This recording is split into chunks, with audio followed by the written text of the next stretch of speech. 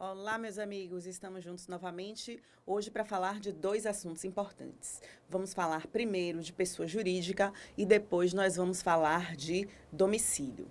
Atenção, o Código Civil, na parte geral, quando ele trata da pessoa jurídica, ele vai especificar, depois das disposições gerais, apenas dois tipos de pessoa jurídica, que são as fundações e as associações.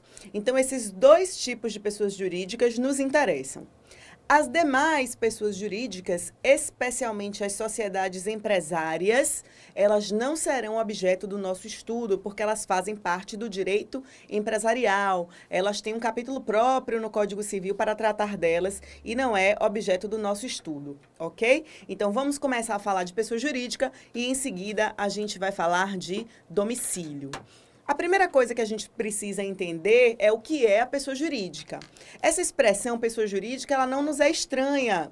Do mesmo jeito que eu falei para vocês, né, na aula anterior, de que pessoa física é uma denominação que a gente toma emprestado do direito tributário, já que o Código Civil chama de direito de pessoa natural. No caso da pessoa jurídica, nós também estamos acostumados a essa nomenclatura por causa das questões tributárias, né? Então, a gente sempre ouve falar da pessoa física e da pessoa jurídica. Mas o conceito do que seja efetivamente pessoa jurídica, ele é retirado do Código Civil. E nós temos que ter a maior cautela. Por quê? Para efeitos tributários, ou seja, para a Receita Federal, o conceito de pessoa jurídica é um conceito diferente do conceito que está no nosso Código Civil. Existem entidades que são cadastradas no CNPJ, que é o Cadastro Nacional da Pessoa Jurídica, mas que não são efetivamente pessoa jurídica. Posso dar um exemplo desse para vocês, o microempreendedor individual. O microempreendedor individual, para fins tributários, ele é tratado como uma pessoa jurídica, mas para o direito civil ele não é pessoa jurídica.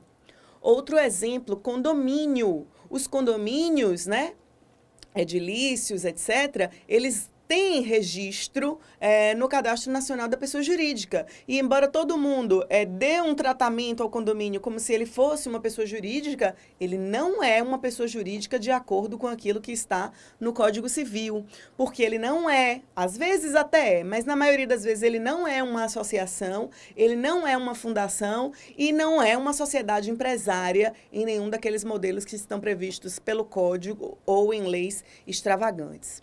Então, vamos entender o que é a pessoa jurídica para o Código Civil. E aí, cuidado, porque aquelas pessoas que vão fazer a prova sem estar preparados, eles podem ter essa confusão de achar que uma entidade é pessoa jurídica sem ser. E você que está estudando vai ter o seu diferencial, vai saber o que é efetivamente uma pessoa jurídica, ok? Então, vamos lá. Primeira coisa, a pessoa jurídica, ela é uma ficção. Ok? É uma criação da lei. Quando eu digo que a pessoa jurídica é uma ficção, eu quero dizer que, diferentemente da pessoa natural, que é palpável, que a gente acompanha o nascimento, o desenvolvimento, etc., a pessoa jurídica, ela não é palpável, a gente não pega na pessoa jurídica. Por isso que a gente diz que ela é uma ficção. Na verdade, a pessoa jurídica, ela foi criada para que a gente pudesse separar aquilo que diz respeito às pessoas naturais e aquilo que diz respeito às atividades desenvolvidas pelas pessoas naturais. Porque muitas vezes as atividades desenvolvidas pelas pessoas naturais, elas têm uma administração, uma gestão, um funcionamento que é totalmente desvinculado daquilo que se refere à sua vida privada, familiar, pessoal, etc. Então, a pessoa jurídica, ela separa aquilo que diz respeito à pessoa natural e aquilo que diz respeito ao exercício de uma determinada atividade. Se for uma atividade econômica, nós teremos aí as sociedades empresárias. Mas também eu posso ter uma necessidade dessa separação, mesmo que eu não esteja me referindo a uma atividade econômica, como vai acontecer com as associações e fundações que nós vamos falar daqui a pouco. Ok? Então, eu crio uma pessoa jurídica, ou melhor, a lei me permite criar uma pessoa jurídica para que eu possa separar determinadas atividades da minha vida pessoal. E claro que quando eu falo separar a atividade da minha vida pessoal, eu estou me referindo especificamente à celebração de negócios. Eu estou me referindo especificamente aos efeitos patrimoniais. Eu preciso separar o que é o meu patrimônio pessoal do que é o meu patrimônio negocial ou de uma atividade que eu desenvolva que tem uma administração, um funcionamento totalmente diferente daquilo que acontece no âmbito da minha vida privada, ok? Então, a pessoa jurídica, ela surge para isso. E, inicialmente, quando a gente pensa em pessoa jurídica, a gente também tem uma tendência a perceber que existe ali uma necessidade, vamos dizer assim, de juntar forças. Porque, em sua grande maioria, as pessoas jurídicas, elas são constituídas pela união de pessoas. Então, se eu desejo, por exemplo, criar uma sociedade empresária, eu vou buscar pessoas que queiram entrar nesse negócio comigo, nessa atividade comigo, para a gente dividir o trabalho, dividir os riscos e dividir os lucros, como é natural. Se eu tenho uma entidade que ela não tem natureza empresarial, que é um outro tipo de atividade, eu também vou buscar alguém para juntar forças para que a gente alcance aquele resultado, que é um resultado comum, é algo que a gente deseja alcançar como um objetivo comum. Então, é para isso que a gente cria uma pessoa jurídica, para juntar esforços e sem que a junção desses esforços se misture com as nossas vidas pessoais, com o nosso patrimônio individual, ok? Então, a pessoa jurídica, ela é uma entidade abstrata, criada pela vontade das partes diante daquilo que a lei faculta, diante daquilo que a lei permite e também obedecendo aos trâmites legais para a sua constituição, ok? Para constituir uma pessoa jurídica, é preciso obedecer àquilo que está na lei, ok? A pessoa jurídica, e aqui isso é muito interessante, diferentemente do que acontece com a pessoa natural, a pessoa jurídica, ela só tem existência a partir do momento que uma determinada formalidade é cumprida. A pessoa natural, não. Nasceu, já existe. A gente viu na aula passada. Nasceu com vida, respirou, ela já tem uma existência autônoma, própria, já é dotada de direitos, deveres, personalidade, etc. Ok? A pessoa jurídica, não. Ela precisa passar por uma determinada etapa para ela nascer. Fora disso, a gente não pode falar ainda em existência da pessoa jurídica. Então, normalmente, até que a pessoa jurídica exista, existe uma fase preliminar, que é a fase, né, do acordo de vontades. As pessoas estão buscando ali se unir de alguma maneira, unir os seus esforços para atingir um objetivo comum e assim constituir uma pessoa jurídica. Essa afinidade que pode existir entre determinadas pessoas para a constituição de uma pessoa jurídica, ela é chamada, atenção, é uma expressão em latim, de affectio societatis. Affectio societatis. A affectio societatis é esse elemento volitivo, é esse elemento da vontade que leva as pessoas a se unirem para atingir aquele objetivo comum. Ele não é determinante para a existência da pessoa jurídica, por duas razões. Primeiro, porque existe um tipo de pessoas jurídicas que não depende da associação de pessoas, ou melhor, não depende sequer da existência de pessoas na sua Constituição. Eu explicarei isso mais adiante. E segundo, porque hoje o nosso Código Civil já admite a existência da pessoa jurídica composta por uma pessoa só, que é o empresário individual com responsabilidade limitada. Ou melhor, a empresa, é porque antes era chamado apenas de empresário. A empresa individual com responsabilidade limitada, a EIRELI ou EIRELI, ok? EIRELI ou EIRELI é a empresa individual com responsabilidade limitada. Não é qualquer empresa individual, que antigamente se chamava de firma individual, que é pessoa jurídica. Embora os empresários individuais eles tenham CNPJ, ele só será considerado pessoa jurídica se ele estiver enquadrado nessa modalidade de empresário individual, de empresa individual com responsabilidade limitada, que está previsto em outro capítulo do Código Civil e, como eu disse, não será objeto da nossa apreciação. ok? Então, hoje já é possível haver existência de pessoa jurídica composta por uma pessoa. É uma sociedade unipessoal, uma sociedade que tem apenas um sócio, ok?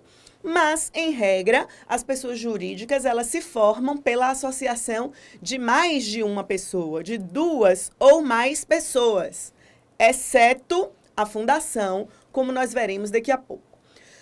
Pois bem, então você procura o seu amigo e diz, e aí, fulano, eu tô querendo abrir um negócio, que tal? Você entra nessa comigo e tal, e aí vocês começam a se articular e começam a providenciar as coisas para montar essa empresa, começam a olhar um espaço que vai funcionar como sede, começam a olhar os equipamentos para funcionamento, começam até a fazer alguns compromissos.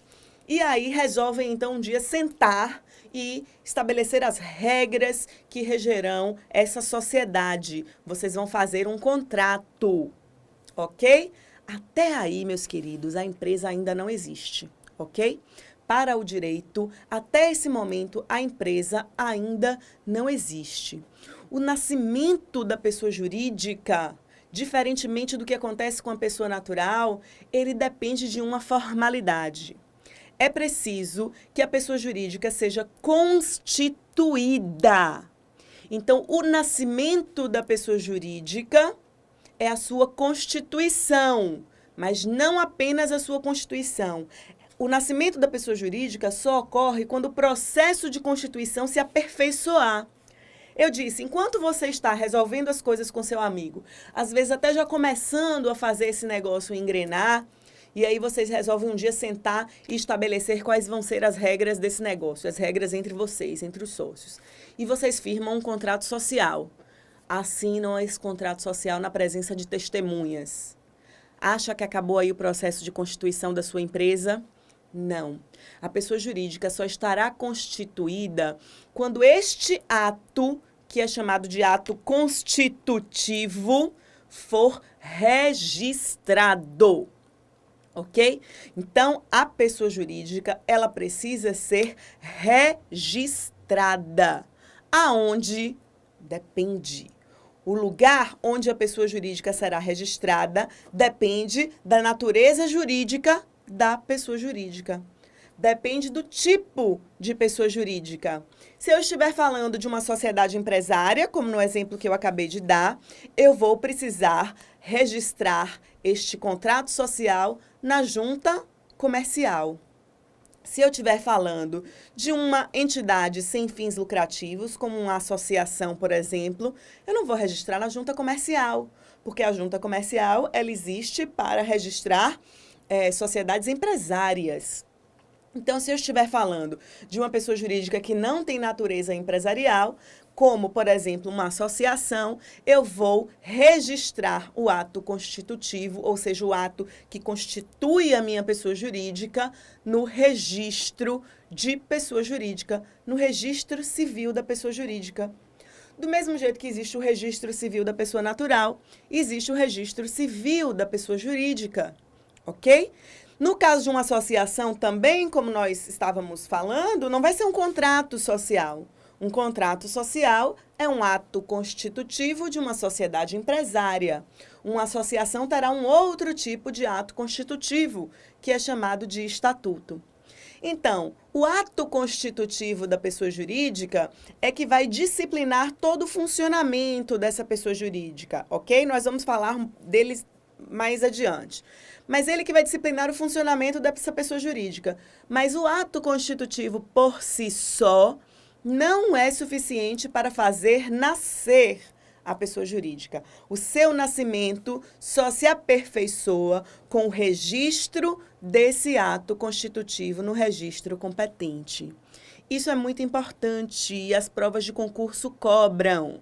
Normalmente vai aparecer lá uma questão dizendo que basta a confecção do estatuto, basta a assinatura do contrato social para que já exista ali uma pessoa jurídica. E agora você já sabe que não é assim, que a pessoa jurídica ela só terá existência a partir do registro desse ato constitutivo no órgão competente para tal registro, ok? Então vamos lá. Antes de prosseguirmos, com mais alguns detalhes, já sabemos a parte elementar, né, acerca do nascimento da pessoa jurídica, assim como nós vimos o nascimento da pessoa natural, vimos aqui o nascimento da pessoa jurídica. Precisamos saber também que existem dois tipos de pessoa jurídica. Existem pessoas jurídicas de direito público e pessoas jurídicas de direito privado. Isso também é muito cobrado nas provas de concurso.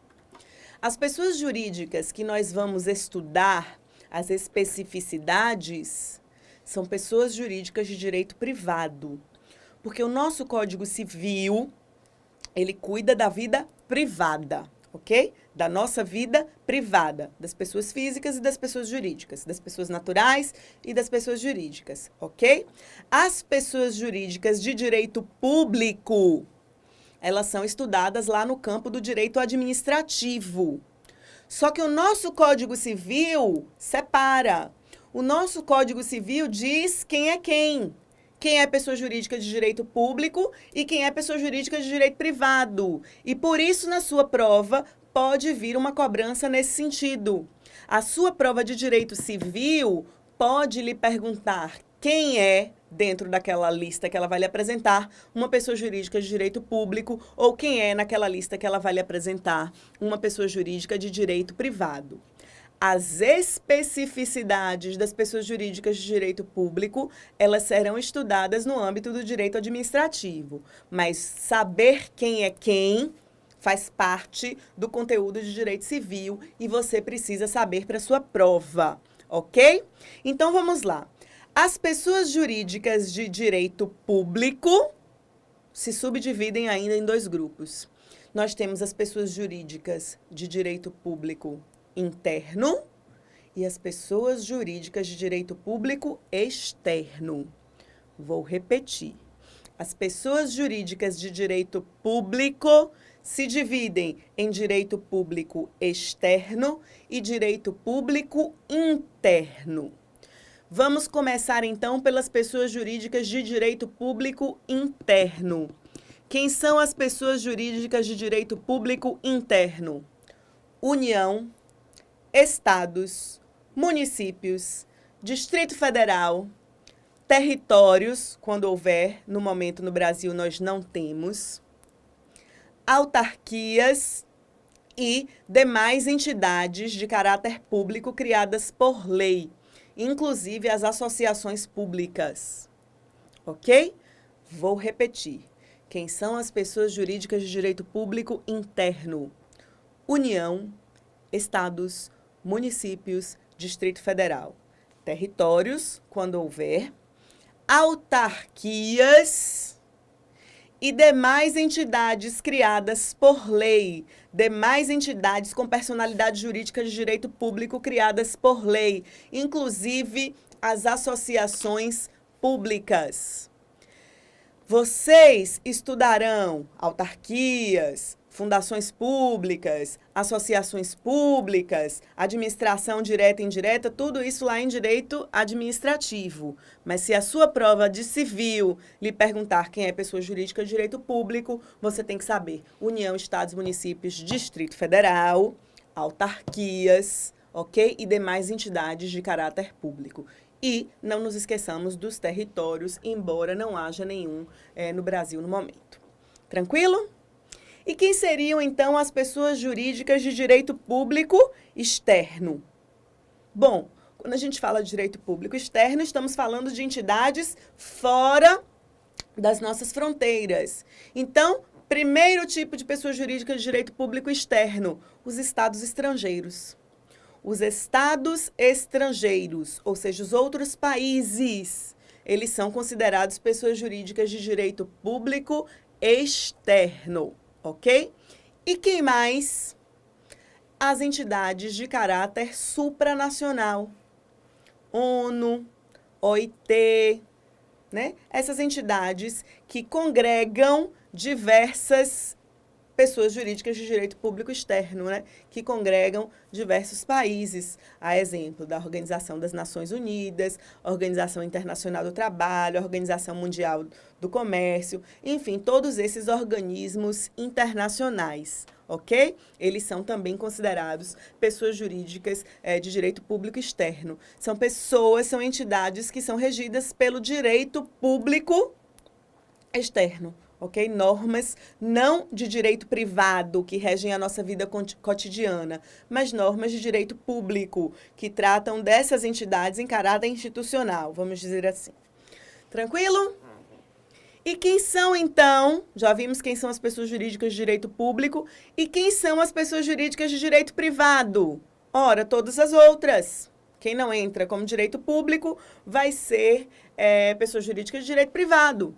Nós temos as associações e as fundações, que eu já comentei aqui, que nós vamos ver mais adiante. Nós temos as sociedades empresárias. E aí, prestem atenção, porque o nosso Código Civil, ele vai enumerar mais 3, que, embora eu pessoalmente ache que seja desnecessário, o Código Civil enumera e as provas cobram. Organizações religiosas.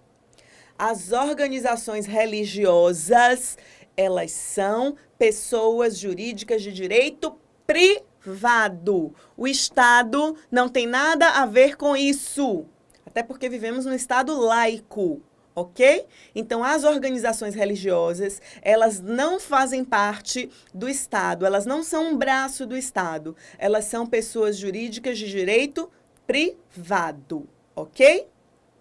Além das organizações religiosas, o Código Civil enumera também os partidos políticos. Os partidos políticos, embora eles sejam, em alguma medida, disciplinados pela Constituição Federal e pelas leis eleitorais, que vocês vão estudar com o professor Rafael, elas não são entidades também de natureza pública. Os partidos políticos, eles são pessoas jurídicas de direito privado. Também não são um braço do governo, vamos dizer assim. Ok?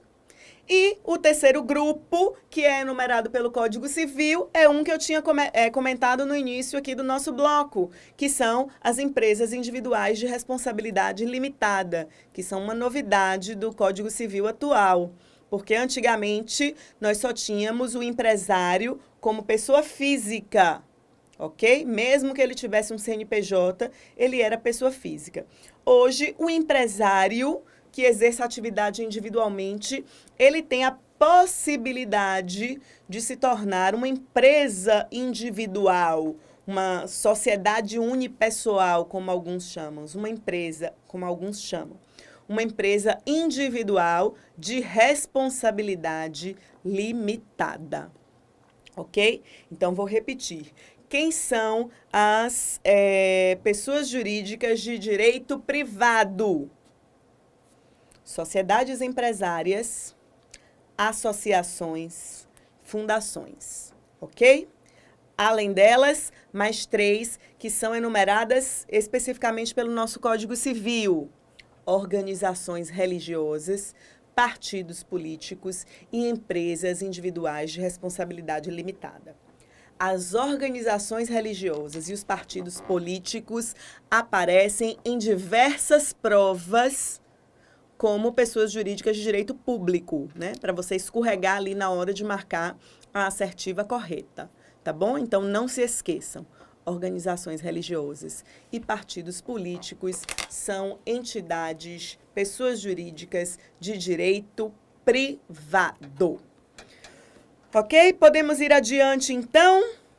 Bom, seguindo mais ou menos a ordem que o nosso Código Civil coloca, eu preciso falar para vocês sobre um assunto que está colocado ali na parte das disposições gerais da pessoa jurídica, mas que fala um pouquinho sobre responsabilidade civil.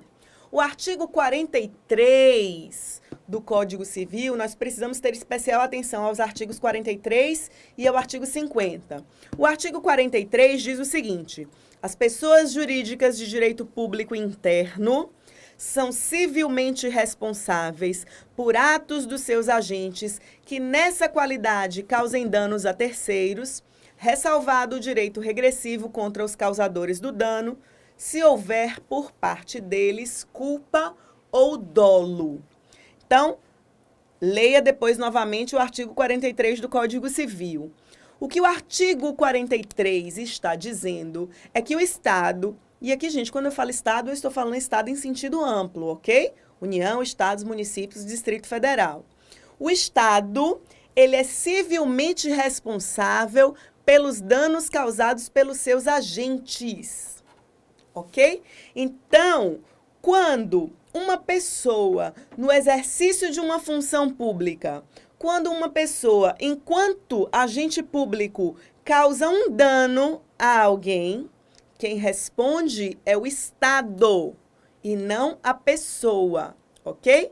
Quando uma pessoa, no exercício de uma função pública, causa um dano a alguém, quem responde é o Estado, é o ente ao qual o causador do dano está vinculado. Agora, o Estado depois pode cobrar desse agente o ressarcimento do dano se ele agiu com culpa ou dolo. Vamos explicar isso aqui. Vamos pensar na seguinte situação. Temos uma ambulância pública, uma ambulância que pertence a um determinado município. Serviço de Saúde Municipal, ele tem uma ambulância e a administração pública tem lá, nos seus quadros, motoristas contratados para dirigir essas ambulâncias. Esses motoristas das ambulâncias, portanto, estão exercendo ali uma função pública. Se o motorista desta ambulância, ao dirigir a ambulância em alta velocidade, causar um dano a alguém, como, por exemplo, atropelar uma pessoa, colidir em um outro veículo, quem responde pelo dano é o município e não o agente, não o motorista. Quem responde pelo dano é o município e não o motorista. Ora, o município terá, então, sofrerá um prejuízo causado por um de seus agentes. Se ficar comprovado que aquele agente agiu ou de má fé, né? Atropelou uma pessoa de propósito, ou bateu em um carro de propósito, ou de forma culposa, ele foi negligente, não teve cuidado ao trafegar, etc., aí o município pode cobrar dele aquilo que despendeu. Ele vai ter que ressarcir o município pelo dano causado. A pessoa que sofreu o dano, não. Quem responde perante a vítima é o ente estatal, ok? Compreendido isso, vou reler para vocês o artigo 43 para ver se não ficou mais claro. As pessoas jurídicas de direito público interno são civilmente responsáveis por atos dos seus agentes que nessa qualidade causem danos a terceiros, ressalvado o direito regressivo contra os causadores do dano, se houver por parte destes culpa ou dolo. O dolo é a má intenção, ok? E a culpa é a falta de diligência, a falta de cuidado, que se revela através de negligência, de imprudência ou de imperícia. Tranquilo? Então, vamos dar uma pausa rápida e a gente volta no próximo bloco.